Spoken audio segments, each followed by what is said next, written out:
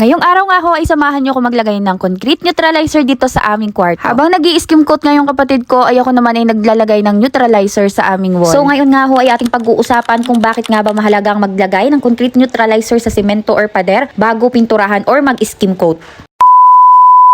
So, arin na nga ho, kapag bagong gawa ang semento, mataas ang pH level niya, ibig sabihin sobrang alkaline or matapang siya. Disclaimer lamang ho, ito ho ay based lamang sa aking pagre-research at panonood ho ng mga tutorial or tips bago magpintura or mag-skim coat. At kapag diretsyong pininturahan mo yan nang walang preparation, malaki ang chance na hindi kumapit ang pintura. Mabilis mag-peel o kaya magkaroon ng puting mancha na tinatawag na efflorescence. Kaya diyan na nga ho papasok ang concrete neutralizer. Ang trabaho nito is i-neutralize yung sobrang alkalinity ng wall para maging ready siya sa pintura. Parang skincare lang yan. Hindi ka naman magme-makeup ng walang prep, di ba? So kapag gumagamit ka ng concrete neutralizer, mas kumakapit ang pintura, mas pantay ang kulay, mas tumatagal ang finish, at iwas sayang sa gastos at repainting. Usually nga ay ina-apply siya gamit ng brush, roller, or spray. So ngayon nga ang ginamit ko is roller. Pagkatapos ilagay ay patuyuin muna ng maayos bago mag-primer or pintura. Importanteng step to lalo na kung bagong pader or newly plastered surface. Dahil nga bagong gawa yung pader namin dito sa may kwarto, kinakailangan talaga na mag-apply ako ng concrete neutralizer. At ayaw ko nang maulit pa yung nangyari dito sa may exterior paint namin. Madalas talaga yung nababasa ng ulan. Hindi ko agad noon naisip na mag-search ng about sa pagpipaint. Kaya ngayon nakakapanghinayang dahil doble gastos. Nagbakbak na yung mga skim coat at pintura na inilagay ko sa exterior ng bahay namin. Kaya tip ko sa inyo, huwag nyong skip ang concrete neutralizer lalo na kung gusto nyo ng maayos at ng lasting na pintura. Dahil mas makakatipid kayo in the long run. So that's it. Sana makatulong. Don't forget to like, follow, and share. Bye!